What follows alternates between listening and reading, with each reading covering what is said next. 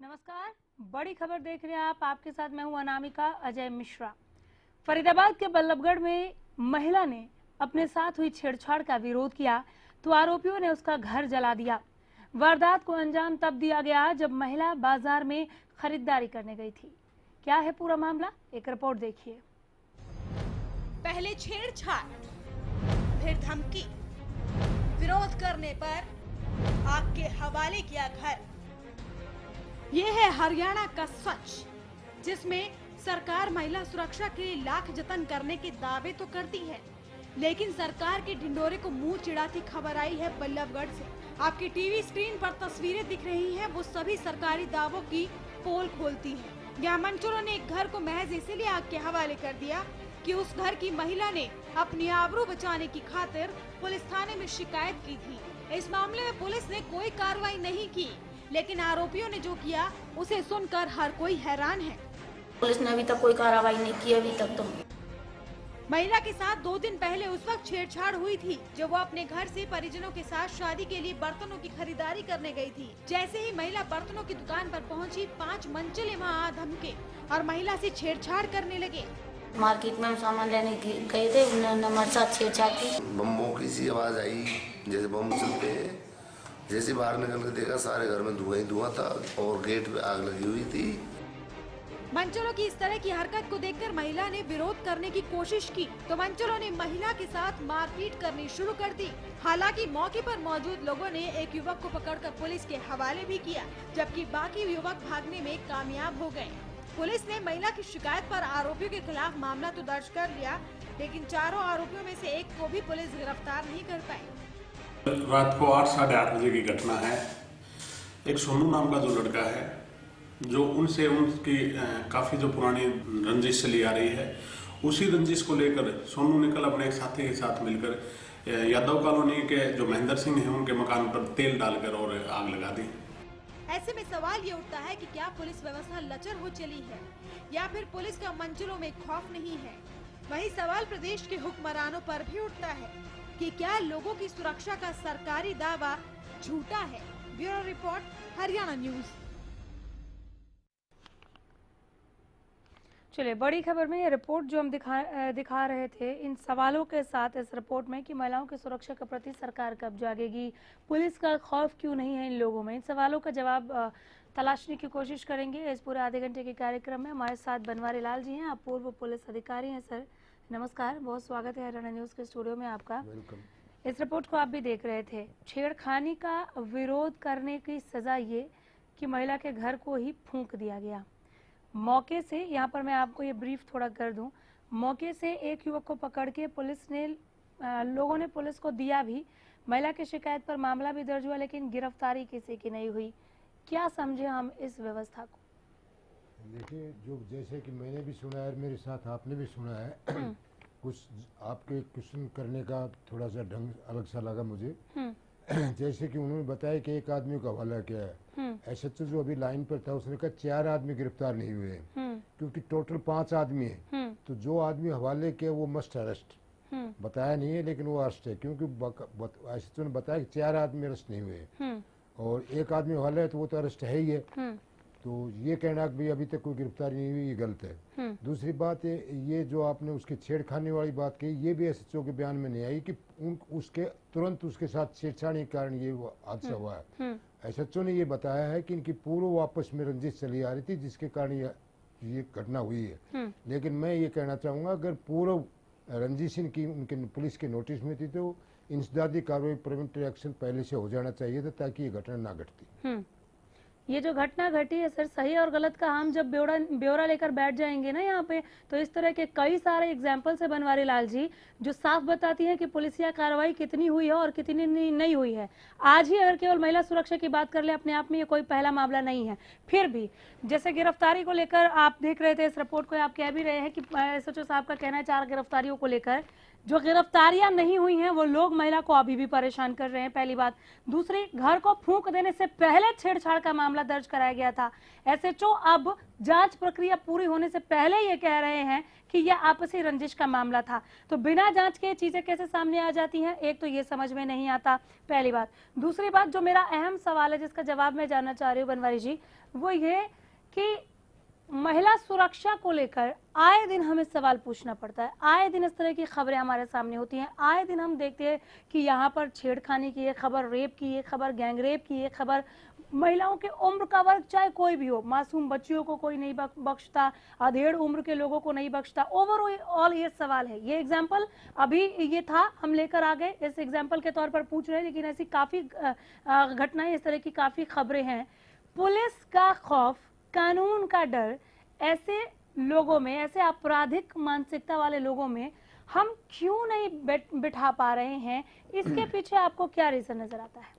देखिए, इसके पीछे रीजन जो मेरी समझ में जो आता है, मैं आपको बतलाने की कोशिश करूंगा। जरूर। मैं 2002 में पुलिस से रिटायर हुआ था, गुड़गांव से रिटायर हुआ था। फरीदाबाद की मेरी नौकरी काफ़ी है। पहले जो पुलिस का जो खौफ था वो इतने आयोग नहीं थे। आयोगों का मतलब आयोग जो ना घटना घटते ही अपना एक्शन मीडिया के तौर पर अपना एक्शन शुरू कर देते हैं।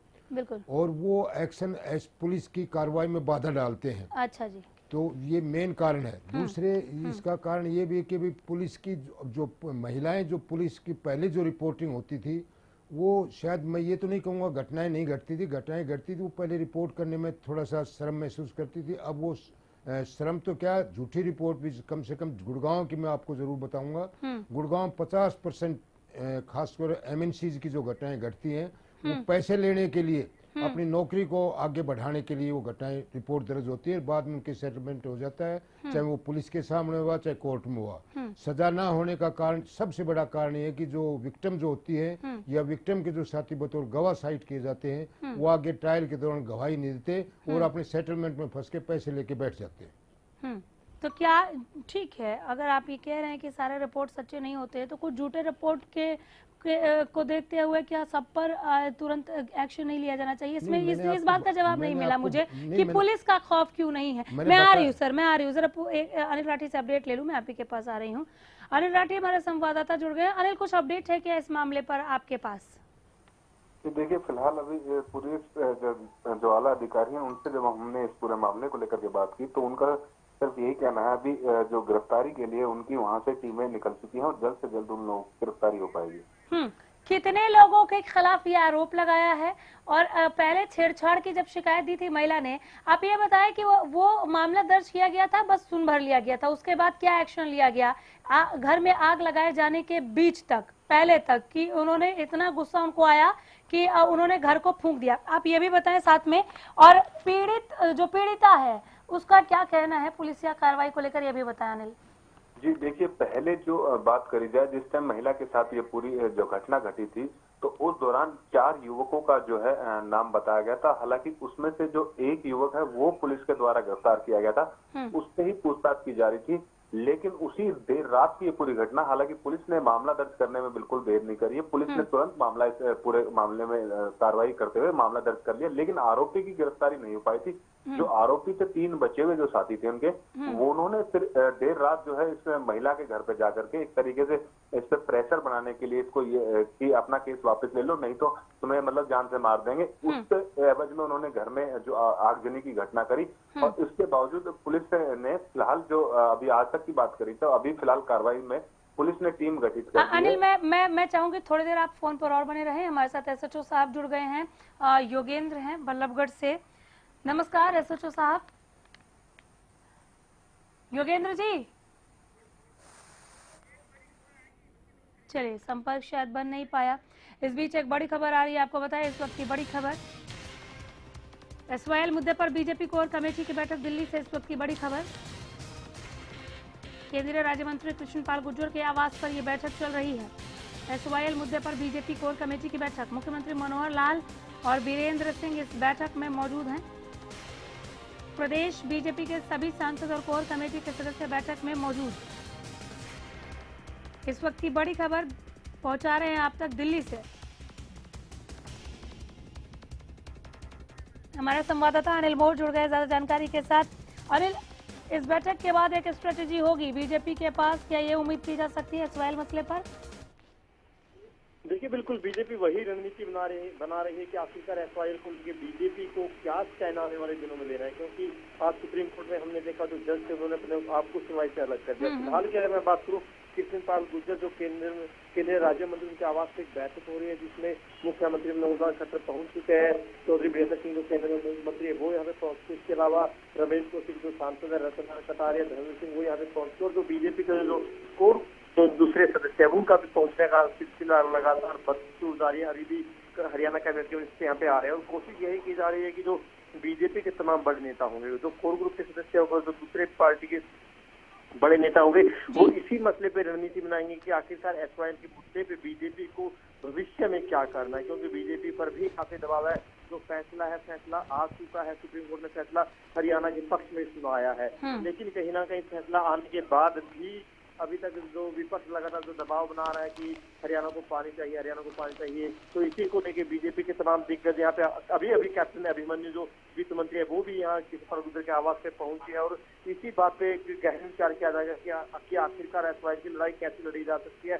खुद मुख्यमंत्री कह चुके हैं कि आने वाले दिनों में प्रधानमंत्री से मुलाकात करनी है, राष्ट्रपति से मुलाकात करनी है और साथ ही इस बात पे भी विचार किया जा सकता है कि आखिरकार जो पार्टी के सांसद अपनी आवाज कैसे उठा सकते हैं। तो कहीं ना कहीं गहन विचार विमर्श यहाँ पे किया जाएगा।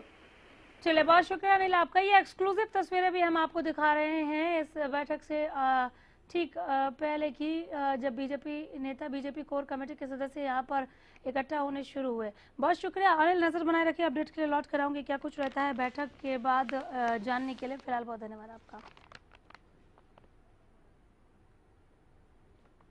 केंद्रीय राज्य मंत्री कृष्णपाल गुर्जर के आवास पर यह बैठक चल रही है। सीएम मनोहर लाल और वीरेंद्र सिंह इस बैठक में मौजूद हैं और जैसे कि हमारे संवाददाता अनिल बता रहे थे, captain Abhimanyu, BJP core committee के तमाम सदस्य इस बैठक में मौजूद।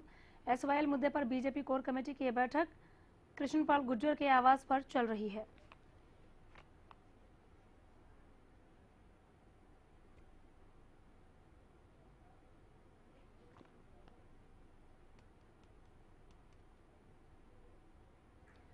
प्रदेश बीजेपी के सभी सांसद और कोर कमेटी के सदस्य इस बैठक में मौजूद हैं।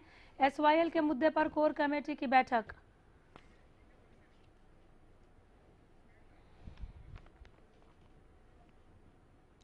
एक बार फिर से बड़ी खबर में अपने रिपोर्ट पर वापस आते हैं, जहां पर एक महिला ने छेड़खानी की रिपोर्ट दर्ज कराई और उसके बाद महिला के घर को फूंक दिया गया। हम हमारे संवाददाता से अपडेट ले रहे थे जिन्होंने कहा कि 4 लोगों को आरोपी बताया गया था जब छेड़खानी का मामला पुलिस के सामने आया। एक को पुलिस ने गिरफ्तार करके पूछताछ भी की, लेकिन बाकी के 3 लोगों ने दबाव बनाते हुए घर को फूंक दिया। कुछ इस तरह से यहाँ पर परेशान किया गया। आप कुछ कहना चाह रहे थे सर, मुझे बीच में बड़ी खबर पर जाना पड़ा, आप अपनी बात पूरी कर लीजिए बनवारी लाल जी। देखिए, जहाँ तक जो पहली घटना के बाद जो कार्रवाई पुलिस ने शुरू की है वो तो एक संतोषजनक कहानी है, संतोषजनक ही कहा जाएगा, क्योंकि उन्होंने एक आदमी को गिरफ्तार किया है। लेकिन इसी गिरफ्तारी के बीच में ही जो 3 आदमियों के दोबारा जो घर को आग लगाने वाली घटना है, ये पुलिस की लापरवाही को इंजाम देता है, क्योंकि जिन आदमियों के एड्रेस पहले आ गए थे उनके घरों पर दबस दी जाती तो ये घर जलाने की कार्रवाई नहीं कर पाते। तब शायद उन्हें रोका जा सकता।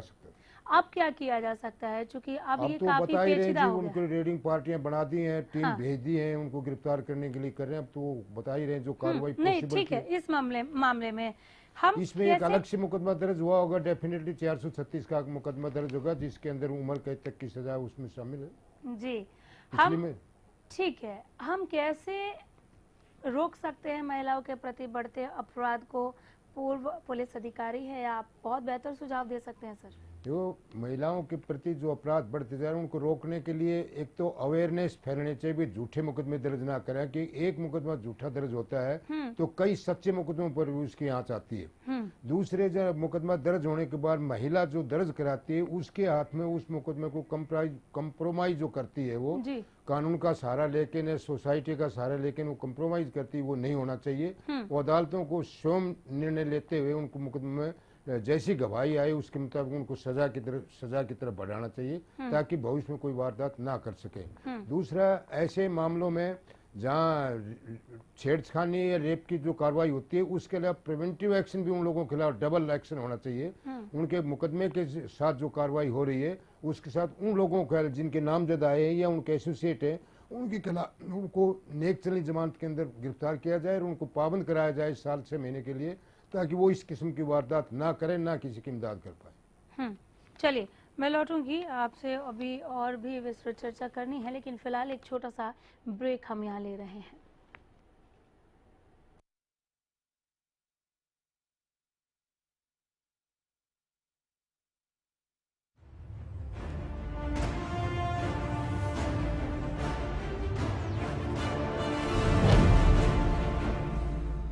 स्मूथ ड्राइविंग के लिए पेश है एडवांस तकनीक से निर्मित एरोबॉल लुब्रिकेंट्स। इंजन में ताकत लाए, माइलेज बढ़ाए। एरोबॉल लुब्रिकेंट्स, इंजन में भर दे दम।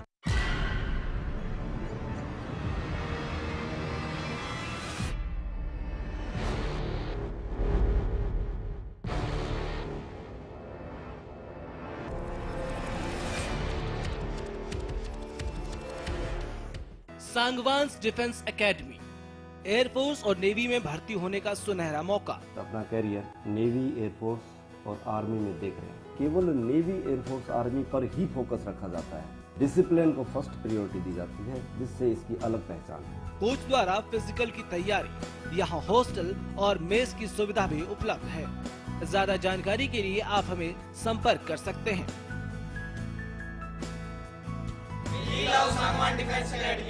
अरे बेटा तू छोरी का ब्याह करना रहा, और तेरे चेहरे की हवाई उड़ रही है। देश विदेश से शादी में मेहमान आने वाले हैं, इसलिए परेशान हूँ कि हलवाई के लिए शुद्ध देसी घी, दूध, पनीर, बटर और मिठाइयों के लिए मावा बापू कहाँ से आएगा? लक्ष्य फूड वाले इतने बढ़िया प्रोडक्ट और सारे फंक्शन खातिर रीजनेबल रेट पे घर तक पहुँचा हुए हैं, और वो भी सिर्फ एक कॉल पे। अरे वाह, बरसों के भरोसे ने ये रिश्ता बनाया, लक्ष्य से बनाया और प्यार से खिलाया। हर खुशी के मौके पर खुशियां पहुंचाना लक्ष्य का लक्ष्य। सिरसा में अब खत्म हुआ अंतर्राष्ट्रीय स्तर की शिक्षा का इंतजार। MDLR ग्रुप लेकर आए हैं MDK इंटरनेशनल स्कूल। हरियाणा के हरित क्षेत्र सिरसा में विश्व स्तरीय शिक्षा की खास पहचान। MDK international school Cambridge university London से जुड़े सिरसा के इस पहले रेसिडेंशियल कम डे बोर्डिंग स्कूल के डायरेक्टर हैं कैम्ब्रिज एग्जाम्स के आकलनकर्ता मिस्टर लॉरेंस फ्रे। विश्व स्तरीय शिक्षा के साथ MDK स्कूल में है एयर कंडीशन कैंपस और दूसरी आधुनिक जरूरी सुविधाएं, पुस्तकों से परिपूर्ण लाइब्रेरी और एक स्पेशियस कैफेटेरिया जिसमें बच्चों के लिए मिलेगा हेल्दी खाना। MDK इंटरनेशनल स्कूल की विश्व स्तरीय खेल एवं अन्य सुविधाएं आपके बच्चों का स्वास्थ्य एवं चहुमुखी विकास सुनिश्चित करती हैं। तारकेश्वरम धाम के नजदीक रानिया रोड, सिरसा में। अधिक जानकारी के लिए संपर्क करें।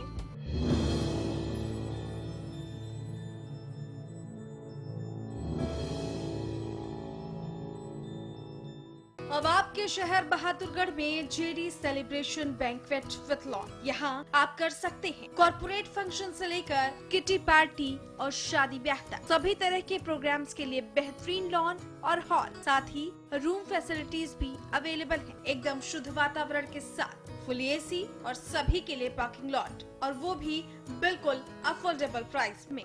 हमारा पता है दिल्ली रोहतक बाईपास के नजदीक, झज्जर रोड, बहादुरगढ़। गया बहादुरगढ़ में सुपर स्पेशलिटी ब्रह्मशक्ति संजीवनी हॉस्पिटल। 10 सालों से इस इलाके की लोगों की सेवा हम कार्यरत हैं। कंप्लीट मेडिकल केयर एक ही छत के नीचे। झज्जर डिस्ट्रिक्ट की इकलौती कैथ लैब है। 24 आवर कार्डियोलॉजिस्ट की टीम, सभी super specialist, surgeon, physician, gynaecologist, orthopaedic surgeon, paediatrician. 24 घंटे cath lab, dialysis, blood bank, CT scan, ultrasound, advance pathology lab, ENT and eye surgery भी उपलब्ध है। हमारा पता है